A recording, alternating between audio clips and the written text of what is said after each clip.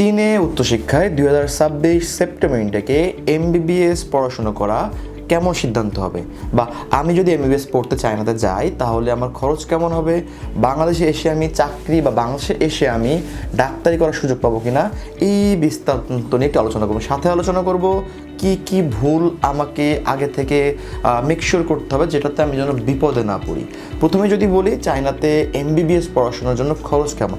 বাংলাদেশের অনেক শিক্ষার্থী একটা স্বপ্ন থাকে এমবিবিএস পড়াশোনা করা, এবং বাংলাদেশের পাবলিকে যে সিটগুলো থাকে সেটার অনুপাতে শিক্ষার্থীর সংখ্যা অনেক বেশি থাকে।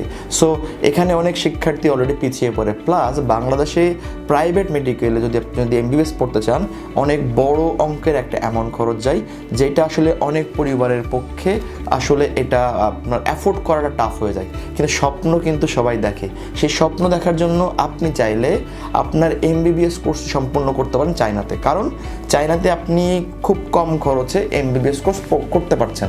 এবং এইটার জন্য আপনার যদি প্রথম এলিজিবিলিটি বলি, মিনিমাম এসএসসি ও এইচএসসি এই দুই এসএসসি মিলায়ে আপনার জিপিএ থাকতে হবে মিনিমাম 9 যদি জিপিএ থাকে তাহলে আপনি এমবিবিএসে অ্যাপ্লাই করতে পারবেন।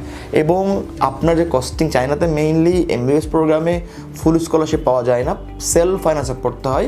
তবে সেটা ইউনিভার্সিটি ভেদে 30,000 আরএমবি থেকে শুরু করে সেটা 40-50,000 আরএমবিও হতে পারে ভার্সিটির ফিস। যদি আমি বাংলায় কনভার্ট করি তাহলে মোটামুটি আপনার ধরে রাখতে হবে 5 থেকে 6 লক্ষ টাকা আপনার বাৎসরিক খরচ যাবে, বা ম্যাক্সিমাম 6 থেকে 7 লক্ষ টাকা আপনার বাৎসরিক খরচ এখানে হবে। সব থেকে বড় সুবিধা হলো বাংলাদেশে আপনি যদি মেডিকেল পড়তে চান তাহলে প্রথমেই আপনাকে অনেক বড় একটা অ্যামাউন্ট আপনাকে ইনভেস্টমেন্ট করতে হয়, কিন্তু চায়নাতে আপনি চাইলে ওই টাকাটা প্রতি বছর দিয়ে আপনি কিন্তু পড়াশোনা করতে পারবেন। সাথে আপনাকে বুঝতে হবে এখানে আপনি যদি কোনো ভার্সিটি সিলেক্ট করেন এমবিবিএস এর জন্য অবশ্যই দেখবেন বাংলাদেশের সেটা বিএমডিসি রেজিস্টার কিনা, লাইক আপনি যে 4 বছর পড়তে সেটা বাংলাদেশ সরকার ওই ভার্সিটিকে স্বীকৃতি দিয়েছে কিনা বাংলাদেশ শিক্ষার্থী পড়াশোনার জন্য। যদি স্বীকৃতি দিয়ে থাকে তার মানে আপনি বাংলাদেশে এসে আপনি প্র্যাকটিস করতে পারবেন। যদি স্বীকৃতি না দিয়ে থাকে তার মানে কিন্তু বাংলাদেশের ফিউচারটা আপনার জন্য নাই। চায়নাতে বর্তমানে নতুন একটা পরিবর্তন এসেছে এমবিবিএর জন্য, যেটা বিগত 2 বছর আগে ছিল, যেটা খুবই একটা প্যাথেটিক সিদ্ধান্ত ছিল। এখনকার নিয়ম অনুযায়ী যদি আপনি বাংলাদেশের থেকে মেডিকেল অ্যাডমিশন টেস্টে পাস নাও করেন তাও কিন্তু আপনি বিদেশ থেকে পড়াশোনা করে এসে বাংলাদেশে প্র্যাকটিস করতে পারবেন, যেটা গত 2 বছর আগে ছিল। যারা শুধুমাত্র পাস করতে পারবে ম্যাট এক্সাম মেডিকেল অ্যাডমিশন টেস্টে তারাই বিদেশে যে পড়াশোনা করে তারাই লাইসেন্স এক্সাম দিতে হবে। আপনাকে একটু বলে রাখা ভালো, মেডিকেল আপনি এমবিবিএস কোর্সটা আপনি বিশ্বের যে কোনো দেশ থেকে যদি করেন, যদি আপনি বাংলাদেশে ব্যাক করে প্র্যাকটিস করতে চান অবশ্যই আপনাকে বিএমডিসির একটা এক্সাম দিতে হয়, যেটাকে আমরা বলি লাইসেন্স এক্সাম, বা প্র্যাকটিস করার অনুমতি চেয়ে একটা এক্সাম দিতে হয়। ওই এক্সামে যারা পাস করে তারাই বাংলাদেশে রেজিস্টার্ড ডাক্তার হিসেবে লাইসেন্স প্রাপ্ত হয় এবং তারাই কিন্তু প্র্যাকটিস করতে পারে। আগে একটু টাফ ছিল, লাইক আগে রুলসটা কঠিন ছিল, এখন আবার আলহামদুলিল্লাহ আপনার নতুন রুলস চলে এসেছে যেখানে আর কোনো টেনশন নাই। যদি আপনি বাংলাদেশে অ্যাডমিশন টেস্ট নাও দিয়ে থাকেন, যদি আপনার শুধুমাত্র জিপিএ 2টা মিলায় 9 হয় আপনি অ্যাপ্লাই করতে পারবেন এবং কম খরচে অ্যাপ্লাই করতে পারবেন। এখন আপনাকে দেখতে হবে যে কোর্সটা কয় বছর। মেইনলি মেডিকেল কোর্সটা 6 বছরের হয়, 5 বছর একাডেমিক পড়াশোনা করায় এবং 1 বছর ইন্টার্নশিপটা ফ্রিতে থাকে। সো দ্যাট মিনস আপনি প্র্যাকটিস করছেন এক জায়গাতে এবং সেম জায়গায় আপনি ইন্টার্নশিপ করবেন।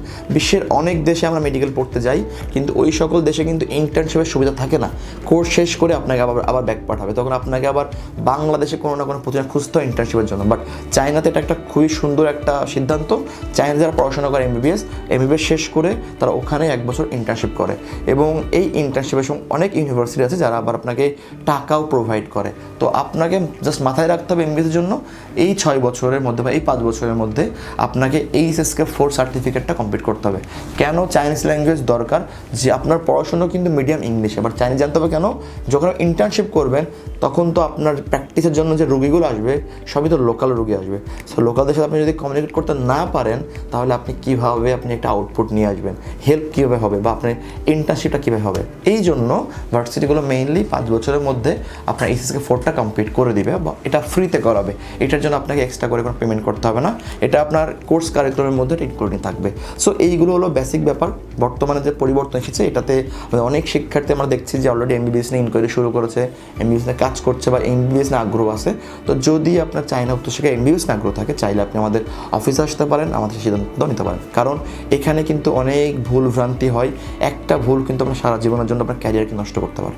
যদি সঠিক পথে যেতে চান, সঠিক রাস্তা যদি খুঁজে না পান, চাইলে আপনি আমাদের অফিসে এসে বিস্তারিত জেনে আপনার অ্যাপ্লিকেশন প্রসেসটি এখনই শুরু করতে পারেন।